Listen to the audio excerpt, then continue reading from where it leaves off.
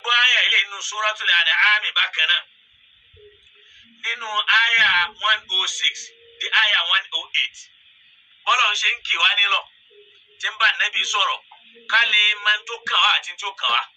ká lè máa wé tó kàn wá àti wé tó kàn wá Al-Qur'ani ni ìwé tó kàn mùsùlùmí gbogbo èyí tó kù sọ́bọ́dínéètì Qur'ani nìkan ní ṣọ́bàǹkà tó sì yanjú gbogbo èyí tó kù a lè rí tí ò dá tá a yọ kù a lè rí nǹkan kan ní Al-Qur'ani tá a fẹ́ yọ kù táwa nílé ìkọ̀dá ọlọ́run wa ń sọ ní Al-Qur'ani bẹ́ẹ̀ pé ittabi' ma uhiya ilayka min rabbika ìrẹ́ Muhammad ìta àfiránṣẹ́ sí ọ látọ̀dọ̀ wa látọ̀dọ̀ ọlọ́run ọba rẹ̀ tí ń ṣe Al-Qur'an òun náà ni ó máa tẹ̀lé lam ya'muru rabbuhu an yatba'a al-Bukhari aw an yatba'a al-Muslim aw an yatba'a ghayrahuma ọlọ́run ò pa Ànábì láṣẹ pé kó tẹ̀lé lómi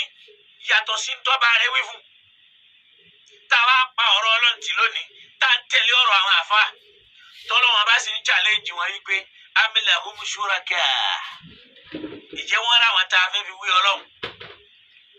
tá a fi wọn wí ọlọ́run shara'u lahum min ad-din táwọn náà wá ń ṣòfin sínú ẹ̀sìn ma lam ya'dhan bihi Allah tọ́lọ́wọ́n ò sì fún wọn láṣẹ rẹ̀ máa gbọ́ àyà yìí lọ. ọlọ́run wá ní ọba rẹ̀ ittabi' ma uhiya ilayka min rabbika máa tẹ̀lé ìntọ́wá látọ̀dọ̀ ọba rẹ̀ tí ń jẹ́ wá yìí tí ń ṣe Kùránì la ilaha illa huwa lọ́mọ pé ẹnìkan tó yẹ ká sí òsì àfọwọ́n nìkan wọ́n àárín tí anil mushrikina fáwọn mushriki ilẹ̀ pàwọn tí ò ní bísínẹ́sì pẹ̀lú wọn. ó tó wá ń sọ fún Ànábì pé walau sha Allahu tó bá já sí pé ó bá wọn Ọlọ́run ni ma ashraku wọn à ní ṣẹbọ wọn à ní pé nkẹ́ mi lọ́lọ́run wa ma ja'alnaka alayhim habidha àfi ọṣẹ tí ó máa ṣọ́ wọn Ànábì nìyẹn o àfi ọṣẹ tí ó máa ká má wàá níwọ ma ja'alnaka alayhim habidha wa ma anta alayhim biwakil èyí ṣolùṣọ́ wọn tó wàá máa ṣọ́ wọn káàkiri tó fẹ́ mọ àlébù wọn ń táwa mùsùlùmí tó ní ṣe nìyẹn ká máa ṣọ́ àwọn èèyàn wọ́n fẹ́ lè lọ wọ yàrá ẹlòmíì káwọn òbí kí ní ṣe ń bẹ̀ tójú ò bá ká wọn ìyóhùn lọ bẹ́ẹ̀. ọlọ́run wa tún kì wá nílò pé wala tasubbu alladhina yad'una min dunillah ayé ilé jẹ́ tọ́jú ẹ̀ níjọ́ tí n bá fẹ́ sọ̀rọ̀ ìnira táwọn ẹlẹ́sìn kó bára wọn jáfi yìí lẹ̀ àwọn àyà tí ó yẹ ká lò lánàá tọ́lọ́wọ́n ọba ò kádàrá kárí lónìí kọ́lọ́n kò ṣíjú àánú wa náà tí a wá lọ sórí ìsìláàmù gẹ́gẹ́ lẹ̀sìn òun náà sì lẹ̀sìn àwọn ànábì ọlọ́run tí wọ́n ẹlẹ́sìn míì tó yàtọ̀ sí wá bá mi lọ sọ́dọ̀ ànábì Nuh awwalur rusul òjíṣẹ́ àkọ́kọ́ gẹ́gẹ́ bó ṣe gbajúmọ̀ lọ́dọ̀ àwọn àfáà dáadáa máa sì ń jẹ́ ànábì àkọ́kọ́ gẹ́gẹ́ bó ṣe gbajúmọ̀ lọ́dọ̀ àwọn àfáà bá mi lọ sínú súrátù Yunus ọ̀rọ̀ ànábì Nuhu lọ́lọ́run bá sọ mbẹ̀ tí ń ṣe Quran 10 aya 76 ọlọ́run bá ní Nuhu àjíṣẹ́ ọlọ́run fáìmọ̀yé ọdún wọn àgbà sínú àlẹ́nu wọn nínú àlára wọn dánú àláàmú ọlọ́run wá ń sọ fún Nuhu wípé fáyín tawallaytum tí wọ́n bá yarí tí wọ́n kọ̀ tí wọ́n gbà ìwọ́jú oyé wọn yí pé fama sa'altukum alayhi min ajrin mi ò kú béèrè owó lọ́wọ́ yín mi ò béèrè owó ẹ̀yà mi ò béèrè kẹ́dá mi lọ́lá tí mo fi ń wí tí mò ń wí. in ajri illa ala Allah ẹ̀san mi kò sí níbì kankan kọjá ọ̀dọ̀ Ọlọ́run wa umirtu ìtọ́nà pa mí láṣẹ rẹ̀ ní wípé an akuna minal muslimina pé kí n jẹ́ kan náà àwọn mùsùlùmí. Nuh alayhi salam umirtu kálímà yìí náà ní ń pa owó àwọn òjíṣẹ́ rẹ̀ láṣẹ wa umirtu an akuna minal muslimin wọ́n pa mí láṣẹ àṣẹ Ọlọ́run pé kí n jẹ́ mùsùlùmí. idha kana Nuh musliman tí Nuh bá jẹ́ mùsùlùmí kí ni wọ́n bá jẹ́ ẹlòmíì àwọn ibi tá a fi ń para wa ni pé àwọn ẹ̀yẹn shari'u man qablana laysa shari'u lana pé òfin àwọn tó ti kọjá kìí ṣòfin lé wa lórí níbi ìbáàdà kọ́ o kìí ṣe ń bi à ń jọ́sìn fọ́lọ́run o torí pé bí àwọn oníkálukú yàtọ̀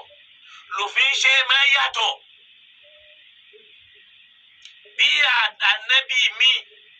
wọ́n ń ṣe gé mbẹ́ kò sí gé níbi àtànábì mi bí àtànábì mi àwọn lè máa jalè mbẹ́ bí àtànábì mi ó lè jẹ́rọ ni wọ́n máa pa mbẹ́ sọ̀rọ̀ pé tó ṣẹlẹ̀ ní bí àtànábì ó yàtọ̀ sí bí ànábì mi náà bí Ibrahim ó yàtọ̀ sí bí ànábì Yusuf wọn àjọra ó wá ní wá umirtu ana akuna minal muslimina wọ́n pa mí láṣẹ àṣẹ Ọlọ́run pé kí n máa jẹ́ mùsùlùmí ìyẹn ló wá jẹ́ àmì yìí pé al-islam dinu rusul jami'an islam lẹ̀sìn gbogbo àwọn òjíṣẹ́ Ọlọ́run ìyẹn ló wà fi bá mi lọ sọ bí ọ̀rọ̀ ànábì Ibrahim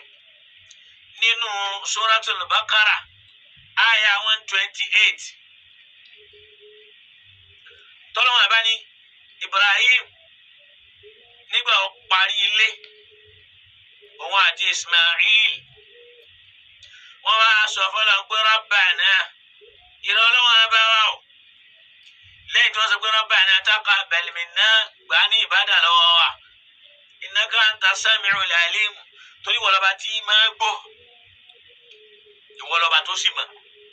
bóyá àṣẹ dáadáa àbá àṣẹ dáadáa àmọ́ gbà lọ́wọ́ wa. ìntò akàn tí wọ́n wá wí sí nínú àyà yẹn ni pé Rabbana ìrẹ́ Ọlọ́run waj'alna muslimayni laka àwa méjèèjì mùsùlùmí ni kó o ṣe wá. àwa méjèèjì mùsùlùmí ni kó o ṣe wá. wa min dhurriyyatina àtàwọn àrọ́mọdọ́mọ wa ummatan muslimatan laka kọ́sí káwọn náà máa jẹ́ ìjọ mùsùlùmí kan àwọn àrọ́mọdọ́mọ wa àwa náà wà mẹ́ kò sọ pé wa min dhurriyyatina ummatan sunnatan laka kìí ṣe tó wílò ummatan muslimatan laka ìta nàbí Ibrahim tọrọ ni pé Rabbana waj'alna muslimayni laka èmi àti Ismail mùsùlùmí ni kò ṣe wá wa min dhurriyyatina àtàwọn nínú àwọn àrọ́mọdọ́mọ wa wà mí lówì àti nínú àwọn àrọ́mọdọ́mọ wa kéèpé gbogbo àwọn àrọ́mọdọ́mọ wa. ummatan muslimatan laka káwọn náà jẹ́ ìjọ kan tí wọ́n máa jẹ́ mùsùlùmí lọ́dọ̀ rẹ̀. wa arina manasikana wá júwe fún wa bá ti máa sìn ọ́. wa tub alayna wá dáríjì wá ń bí abákùsì àwọn ànábì Ọlọ́run láwọn kú àwa náà kú gbogbo èèyàn ló wá ń kú lọ́dọ̀ rẹ̀ ìwọ nìkan ló kú wá ń ṣọ́ láì fi àwọn èèyàn káàkiri ó ní wá tub alayna innaka anta tawwabur rahim torí pé Ọlọ́run ní tawwabur rahim ọba tí máa gbà ronú pé wàdà ènìyàn tí máa ṣàánú ẹ̀ Ọlọ́run fúnra rẹ̀ wá fẹ́ júwe ànábì Ibrahim alayhi salam nínú súrátù Ali Imran tó bá lọ ka nínú Ali Imran yẹn náà ó ní wa ma kana Ibrahim yahudiyan wala nasraniyan walakin kana hanifan musliman. àyà yẹn kana ṣòmáyà yẹn.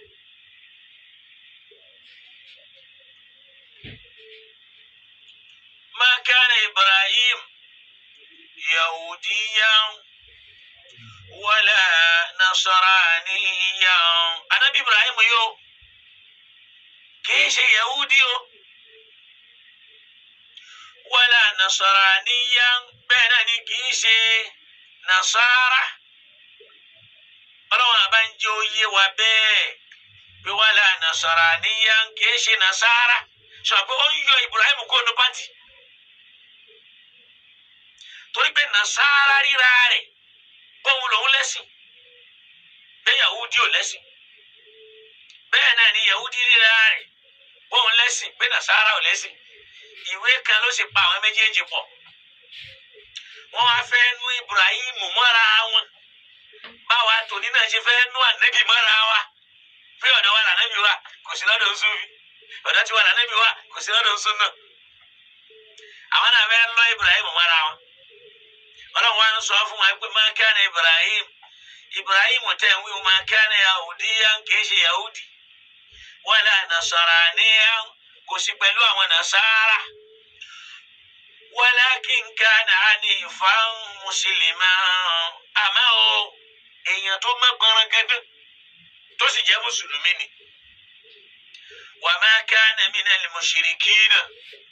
ìdí nìyẹn ma kana minal mushrikina kò sí nínú àwọn òṣèbọ bẹ́ẹ̀ bá ti jẹ́ mùsùlùmí kò lè jẹ́ lẹ́bọ ó lè jẹ́ mọ̀náfìkì ma kana kéèyàn á jẹ́ mùsùlùmí kó o máa pè lẹ́lẹ́bọ ó ń fi hàn pé ara rẹ̀ ò yánu torí pé bá ara rẹ̀ bá yá ó mọ ń tán pè lẹ́lẹ́bọ yàtọ̀ sẹ́ni tí èé ṣe ẹlẹ́bọ ìyẹn ni pé ọlọ́run wá ń jẹ́ wa pé àníyífán ẹni ó mọ̀ pẹ̀rẹ̀gẹ́dẹ́ kó ń bi ká pé nǹkan mí lọ́lọ́run wa ma kana minal mushrikina kò sí nínú àwọn tí wọ́n mú nǹkan mí lọ́lọ́run ẹni tó mú nǹkan mí lọ́lọ́run ni wọ́n ń pè lẹ́lẹ́bọ àmì yìí tó ń ṣe nǹkan mí tó tún ṣe ìsìláàmù mùnáfìkì ni wọ́n pè é torí pé tó ń ṣe yẹn ẹ lè má rí ẹ ní rí àmọ́ kó wá já sí pé ẹnìkan ó ṣáájú tí ó fi tọ́jú ààrẹ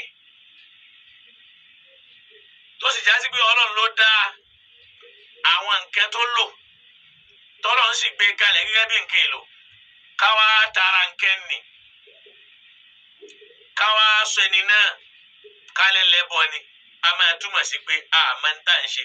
kọ́lọ́n kó dáhùn kó ṣíjú àánú wọ̀ wá. so ìyẹn fi hàn yí pé Ibrahim ẹ ṣe Yahudi kì í sì ṣe Nasara àmọ́ àníyífù ni ẹni ó mọ́ gbọ̀nrangandan ma kana minal mushrikina tí ò sí nínú àwọn olùmú nǹkan mi mọ́lọ̀ kò pẹ̀lú ẹlẹ́bọ kọ́lọ́n mọ́ sì ṣàwa náà lẹ́lẹ́bọ ọlọ́run ròyìn ànábì Ibrahim fún wa pé mùsùlùmí sì ni àwọn ọmọ rẹ̀ súrátù Ali Imran yóò dàbí pé àyà 67 ni kò bá ń kọ́ síbẹ̀ àyà 67 náà sọ pé ọlọ́run bá ń jẹ́ àmọ́ báwo la ṣe rí báwo la ṣe jẹ́ látọ̀dọ̀ àwọn ànábì tó kù tó bá tún wá lọ sínú súratul Hajj Quran 22 aya 78 ó ní millata abikum Ibrahim ẹ̀sìn bàbá Ibrahim wa sammakumul muslimin tọrọ gẹ́gẹ́ ló pè yín mùsùlùmí mo ṣe wá fẹ́ fọ́kọ tọ́lọ́wọ́n bá pè mí lẹ̀ tá nẹ́bí Ibrahim pè mí lẹ̀ torí pé nínú intofin mà pé ọlọ́run fúnra ẹ̀ ló pe Ibrahim bẹ́ẹ̀ lòun náà fi wá jẹ́ bẹ́ẹ̀ lòun náà tún wá sọ wá bẹ́ẹ̀ nínú ọ̀rọ̀ rẹ̀ pé ìjàlẹ̀ mùsùlùmí ní làkà èmi àti Ismailu mùsùlùmí ní ká jẹ́ wa min dhurriyyatina wá yọ nínú àwọn àrọ́mọdọ́mọ wa ummatan àwọn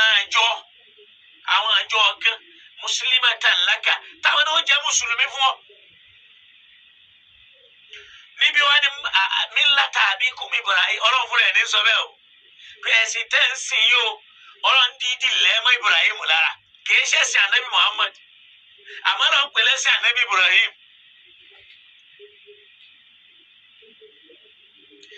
ìdí nìyẹn ara ẹ̀sìn ànábì Muhammad ẹ̀sìn tá ànábì sì ni àmọ́ ẹni tó sin ẹ̀sìn yẹn jù nínú ànábì ọlọ́run ànábì Ibrahim tó yẹ kó òun náà lọ́wọ́ bá lò láti parí gbogbo ń tà ń pè ní àwọn ìsìláàmù pátápátá yányán bóyá ń bi ìwà ni o níbi ìbádà ni o níbi ìjọsìn ni gbogbo ń tà ń ṣe ní ìsìláàmù tó lágbára jù ànábì Ibrahim lọ́lọ́ mi kọ́ ọ lé lọ́wọ́ a ṣe ájì ni a palẹ̀ ya ni a ṣe kékeré ni nípa Ọlọ́run ọwọ́ rẹ̀ ni. Ó wá ní millata abikum Ibrahim ẹ̀sìn bàbá yín tí ń ṣe Ibrahim huwa sammakumul muslimina min qabl òun ló ń pè yín mùsùlùmí nígbà àkọ́kọ́. Báwo ló ń ṣe wá kọ́kọ́ jẹ́ bẹ́ẹ̀? Ọlọ́run ló sọ bẹ́ẹ̀ fún lòun náà ni wá sọ bẹ́ẹ̀. Tó bá lọ sínú Suratul Baqara àyà 131 ó rí bí Ọlọ́run bá ti pè é tóun náà fi wá gbà bẹ́ẹ̀ tó fi wá sọ wá bẹ́ẹ̀. Ó ní idh qala lahu rabbuhu aslim. Ọlọ́run bá dẹ̀ wọ́n ní wa idh ibtala Ibrahim rabbahu bi kalimatin aw idh ibtala Ibrahim rabbuhu bi kalimatin. Ó ní idh qala lahu rabbuhu aslim. Nígbà tó Ọlọ́run bá rẹ̀ ń sọ fún pé ìrẹ́ Ibrahim aslim ṣe Ìsìláàmù gbà fún mi máa ṣe tèmi. Qala ó sì dọ́lọ̀ lóhùn aslamtu lillahi rabbil alamin. Mo ti juwọ́ mi ẹ̀mí mi ara mi ọkàn mi lẹ̀ fọlọ́wọ́n bá gbá ńlá yé ló bá ṣe Ìsìláàmù ó jùlọ ẹ̀rẹ́ fún Ìsìláàmù. Lòun náà bẹ́ẹ̀ pé látara aslámà ó gbàfà tí ń jẹ́ wá sínú àfọ̀hálà ibẹ̀ náà ni wọ́n ti mú mùsùlùmí ẹni tó gbàfà fọlọ́hún jùlọ rẹ̀ lẹ̀ fọlọ́. Ibẹ̀ kan lára aslámà ni wọ́n ti mú mùsùlùmí ibẹ̀ náà ni wọ́n ti mú ìsìláàmù. Aslama yuslimu islaman muslimun. So ìyẹn fi hàn yí pé ọ̀ntọ́nà wọn bá pe Ibrahim yẹn lòun wá pè wáhùn. Wọ́n á jẹ́ àlọ́sọ́dọ̀ ànábì Yakub alayhi salam. Ṣé o mọ̀ pé Yakub yìí Ibrahim ló bí Ismailu òun ló bí Isaaku ló bí Yakuba. Tó bá lọ Suratul Baqara àyà 133 Quran 2 náà ni. Ó ní idha dara Yakuba al-mawtu nígbà tásìkò kú súnmọ́ fún ànábì Yakubu. Idh qala li-banihi ó wá pe àwọn ọmọ rẹ̀ jọ gẹ́gẹ́ bí ẹ̀sìn tó jogún lọ́dọ̀ àwọn bàbá rẹ̀. Ó wá ń bi àwọn ọmọ rẹ̀ léèrè wípé ma ta'buduna min ba'di kí lẹ́ẹ̀mẹ̀sìn tí ń bá lọ ẹ̀sìn wo lẹ́ẹ̀mẹ̀ṣẹ̀ tí ń bá kú. Qalu làwọn bá dá lóhùn pé na'budu ilahaka àmẹ̀sìn Ọlọ́run tí wọ́n náà ń sìn wa ilaha abaika àtọ́lọ́run táwọn bàbá rẹ̀ sìn Ibrahim. Ó gbọ́ na'budu ilahaka àmẹ̀sìn ọ̀kẹ́ kan méjì ló ń bè lọ́wọ́ ẹ̀sìn wo lẹ́ẹ̀mẹ̀ṣẹ̀ Ọlọ́run wo lẹ́ẹ̀mẹ̀sìn ma ta'buduna min ba'di kí lẹ́ẹ̀mẹ̀sìn lẹ́yìn mi ẹ̀sìn wo lẹ́ẹ̀mẹ̀sìn Ọlọ́run wo lẹ́ẹ̀mẹ̀sìn. Wọ́n wá ní na'budu ilahaka àmẹ̀sìn Ọlọ́run àbá rẹ̀ wa ilaha abaika àtọ́lọ́run àwọn bàbá rẹ̀. Wọ́n wá ń ka àwọn bàbá yẹn Ibrahim Ọlọ́run Ibrahim tó sìn Ismail Ọlọ́run tí Ismail ó sìn ilahan wahida Ọlọ́run táwọn wílẹ̀ ọ̀kan o Ọlọ́run táwọn ń sọ Ọlọ́run ẹyọ ọ̀kan tí ò pé méjì tí ò pé mẹ́ta. Wa nahnu lahu muslimun làwọn náà ń jẹ́ mùsùlùmí fún. Àwọn náà jẹ́ mùsùlùmí wọn jẹ́ sunniyun. Wọ́n á lọ àdó ànábì Musa nínú Suratu Yunus Quran 10 àyà 84. Qala Musa ń sọ wípé ya qaum ẹ̀yin èèyàn mi ẹ̀yin ìjọ mi in kuntum amantum billahi tó bá pẹ́ bá nígbàgbọ́ nínú Ọlọ́run fa alayhi tawakkalu Ọlọ́run ní kẹ́ farati in kuntum muslimina tẹ́ bá jẹ́ mùsùlùmí tẹ́ bó bá fẹ́ jẹ́ mùsùlùmí Ọlọ́run ní kẹ́ farati o. Musa ń sọ fún àwọn ẹlẹ́yìn rẹ̀ yìí pé ya qaum ẹ̀yin èèyàn mi o in kuntum amantum billahi tó bá pẹ́ lóòótọ́ lẹ́ bá nígbàgbọ́ nínú Ọlọ́run fa alayhi tawakkalu in kuntum muslimin òun ní kẹ́ farati tẹ́ bá jẹ́ mùsùlùmí gbọ́dọ̀ farati Ọlọ́run kò gbọ́dọ̀ farati nǹkan mi. téèyàn ó bá jẹ́ mùsùlùmí ó fara tọ Ọlọ́run ò ní fara ti nǹkan mi ò ní fara tó ṣà astagfirullah ò ní fara ti òrìṣà òrìṣà lẹni tọ́lọ́run ṣàlẹ́ṣà Ọlọ́run fúnra ẹ̀ gan ní òòṣà òun ní máa ń ṣàyàn lẹ́ṣà tó bá ń pẹ nìkan lóòṣà orí ẹ̀ ò pé tí ò bá tètè bọ́ọ̀lẹ̀ bẹ́ẹ̀ bá pè mí lóòṣà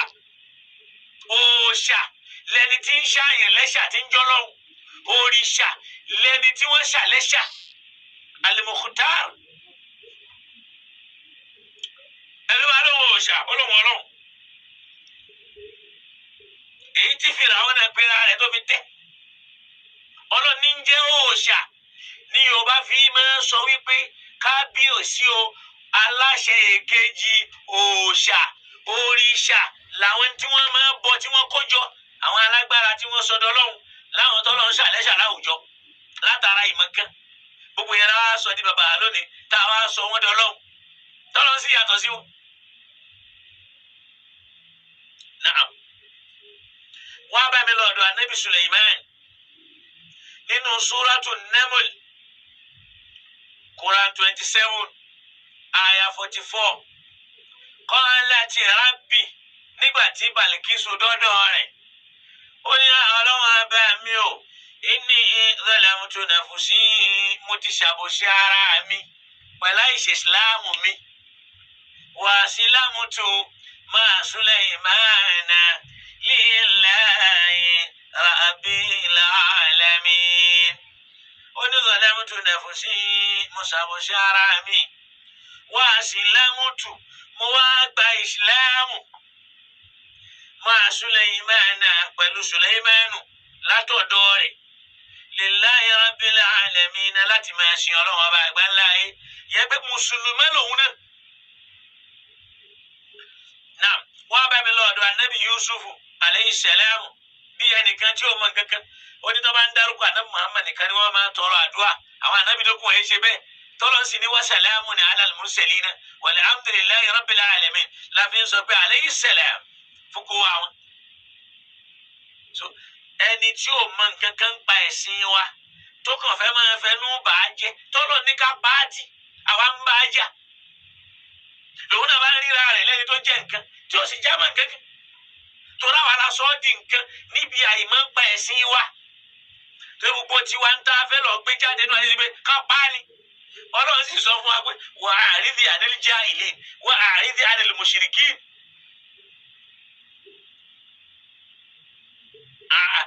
Àwọn alladhina yakhuduna fi ayatina fa'arid anhum gbogbo ń tọ́lọ̀ ń sọ yìí ní ìsìn lábìlú pé ká pa wọ́n ni làwọn náà bá ń lẹ́sìn yẹn ò dáa ẹ̀sìn tí ò mọ̀jú pé pààyàn níbo láti wá bẹ̀rẹ̀ ìṣòro ká máa pààyàn ó gbọ́ nísìn tó bá lọ́dọ̀ anábì Yusufu nínú súrátù Yusufu fúnra rẹ̀ Quran 12 aya 101 Ọlọ́run sọ fún àmì yìí pé nígbà tí Yusufu náà lo ayé tó rọ́lá ó wá dúpẹ́ lọ́dọ̀ ọba rẹ̀ pẹ̀lú wàhálà tó rí láyé ó ní rábì rẹ Ọlọ́run o gbogbo wọ́n tọ́lọ̀ ń dá lọ́la tó o mẹ́yìí Ọlọ́run ṣí ọ̀rẹ́ Ọlọ́run fún ọ nímọ̀ o mẹ́yìí Ọlọ́run ṣí ọ̀rẹ́ Ọlọ́run fún ẹ láyé o mẹ́yìí Ọlọ́run tó fún ọ o wá ń wo iyì tí Ọlọ́run fún ọ yẹn o ò rí títóbi ẹ tó bùn ọ nǹkan sí ọ Yusufu wá ní rábì Ọlọ́run ọba mi o qad ataitani minal mulki wa 'allamtani min ta'wilil ahadithi fatira samawati wal ardi anta waliyyi fid dunya wal akhirah tawaffani musliman wa alhiqni bis salihin. Ó ní rábì Ọlọ́run ọba mi o qad ataitani minal mulki ó ti fún mi nínú ọlá ọ̀rẹ́ ṣọ̀pọ̀lá pọ̀ gbogbo tó bùn ọ́ kékeré ni ó rí pé mí tó lómi mí tẹ̀bọ̀ ìdíyà ni gẹ́gẹ́ bó ṣe lò ó bí wà sabiquna al-awwaluna minal muhajirina wal ansar àwọn tí wọ́n gba wájú nínú àwọn tí wọ́n ṣe hijira àti nínú àwọn ansar kìí ṣe kú lò ó gbọ́ nínú wọn àwọn kan bẹ nù wọn radiyallahu anhum wa radu anhum was-sabiquna al-awwalun minal muhajirina nínú wọn wal ansar jẹ́ àwọn làkọ́kọ́ tó kọ́kọ́ gbọ́wájú níbi ìjírá àtàwọn tí wọ́n gbà wọ́n lálejò yẹn walladhina taba'uhum bi ihsan àtàwọn tí wọ́n tún padà tẹ̀lé wọn níbi ká ṣe ìjírá o àtàwọn tó tún tẹ̀lé àwọn ànsọ́ọ̀rù yẹn níbi ká gba àwọn tó débí yẹn náà lálejò radiyallahu anhum ṣé gbogbo ará Mẹdínà ló gbà wọ́n lálejò ṣé gbogbo ará Mẹ́kà yẹn náà tó ṣe ìjírá yẹn náà ló wá ń torí tọ́lọ́hùn lọ́lọ́fin minal muhajirina nínú àwọn tí wọ́n ṣe torí pàdísù tó lè kí ààrẹ ń bẹ tó lè kí ààrẹ ń bẹ nígbà tó ń sọ wípé innamal a'malu binniyati wa innama likulli imri'in ma nawa faman kana hijratuhu ila Allahi wa rasulihi fa hijratuhu ila Allahi wa rasulihi wa man kanat hijratuhu lidunya yusibuha aw imra'atin yankihuha aw yatasawwajaha fa hijratuhu ila ma hajara ilayhi. ìyẹn fi hàn pé àwọn kan ṣe ìjírá nítorí obìnrin àwọn kan ṣe ìjírá nítorí ọ̀rọ̀ ilé ayé ó wá ní tí kó wá ó gbà lẹ́sàn-án ní tó torí rẹ̀ ṣe ìjírá rẹ̀ àwọn kan ṣe nítorí tọ́lọ́hún tọ́lọ́hún bá wá ní was-sabiquna al-awwaluna àwọn tí wọ́n kọ́kọ́ ṣe ìjírá àkọ́kọ́ àwọn tí wọ́n gba wájú minal muhajirina nínú àwọn tí wọ́n ṣe ìjírá torí àwọn kan bẹ wọ́n ṣe nítorí tọ́lọ́hún wal ansar àti nínú àwọn ànsọ́rí yẹn torí àwọn kan náà ṣe ń tọ́ṣe wọ́n ṣe ń torí tọ́lọ́ rántí walladhina taba'uhum bi ihsan àtàwọn tó tún tẹ̀lé nínú àwọn tá a wí yẹn pẹ̀lú dáadáa yẹn àwọn tí wọ́n ṣe ìjírá lẹ́yìn táwọn yẹn náà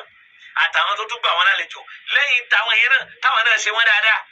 radiyallahu anhum wa radu anhu àwọn wọ̀nyẹn o ọba mi yọ́nú sí wọn àwọn náà sì ní tẹ́lọ́rùn pẹ̀lú tọ́lọ́ ṣe fún wọn torí inú àwọn náà ó dùn sí kì í ṣe gbogbo wọn Ọlọ́run ló wá mọ àwọn tí ń wí. gbàgbé àwọn babalágége kaná àṣesílẹ̀ Ádámù tàná akúrí ní ó gbàgbé yẹn o kò sí inú onímọ̀ tòní tí ó ṣàǹfààní mímọ́ bàbá Ádámù.